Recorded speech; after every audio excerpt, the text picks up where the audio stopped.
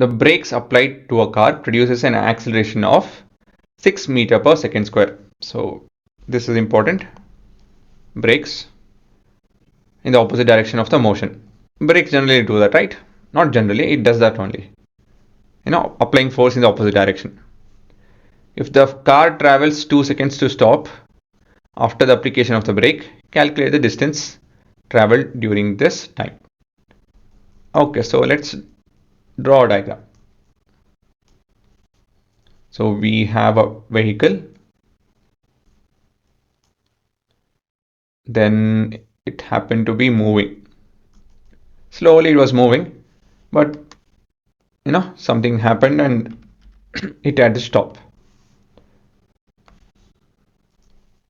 So we have a cute little car. It moved from this point to this point after applying the brake. So please understand that brake is nothing but the friction acting in the opposite direction. Now, the acceleration happens to be 6 meter per second square and the time it took to stop is 2 seconds. So what is given? So we have the acceleration being equal to 6 meter per second square and the time happened to be 2 seconds. We had to find what distance the vehicle traveled. Now, see, now I'm confused about what formula to use. What should I do?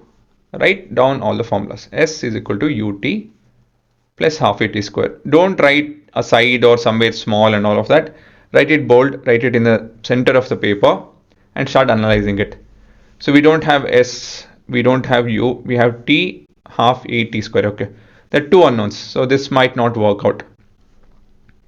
Then we have V is equal to U plus at. Then analyze what is that we need. We don't know V, U, S itself is not there, so this is of no use to us as of now. Then we have V square is equal to U square plus 2 into A into S. So do we have V? No. U? No. S? No. Well, in each of these equations there are two unknowns. So what to do? First clue I'll give you guys is this.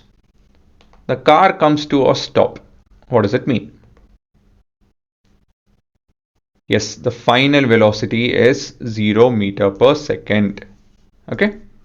So this is the first point you need to understand. So basically, we have V. So in this equation, there's only one unknown, in this two, in this two. Okay, so we kind of cleared one thing. That is, we got to know that is V is 0 meter per second. Then what is to do? See, in both of this, if I happen to find U, I can find S. Is it not? As per equation 1 and 3, if I find U, I can find S. How can I find U? Well, equation 2.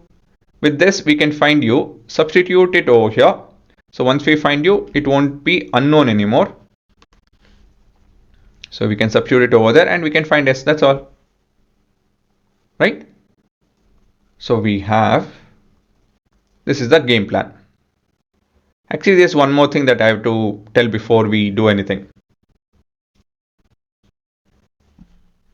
It's about acceleration. Can you guess what? It is minus 6. Why is it minus? It is deceleration. Okay. What does deceleration mean? It means that the vehicle is going to a stop or reducing the speed. Basically reducing the speed. Since the force is in opposite direction of the motion, it will deaccelerate. And so the value of acceleration is negative. So U plus at formula. U is equal to 0. V we don't know.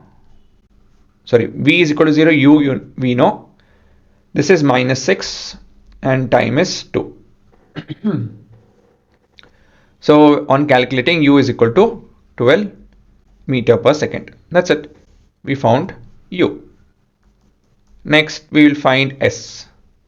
S is equal to U into, since we already written the formula, we can do this, not an issue. 2 plus 2 plus half into A is what? Minus 6 times what? 2 into 2.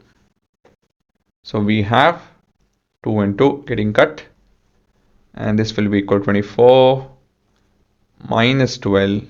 So this is 12 meters, right? And we are done.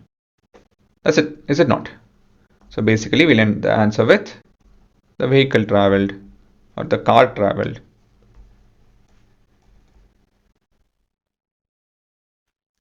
12 meters in 2 seconds. Right, so this is your answer. Again, two important things. One is that it deaccelerates, and this is a negative value. When something comes to a stop, things will be zero. That is, the final velocity will be zero. If you understand in this way, you will be able to figure out the answer. Again, start with a good diagram. Again, I need not be fancy. This is very simple diagram, is it not? Then write clearly what is given and what is that we need to find. And when you're working, write down the formulas, all the formulas. There are only 3 formulas. Check what and all is unknown, and whatever unknowns are there, figure out how do you find it out. And then it's a simple matter of algebra and arithmetic.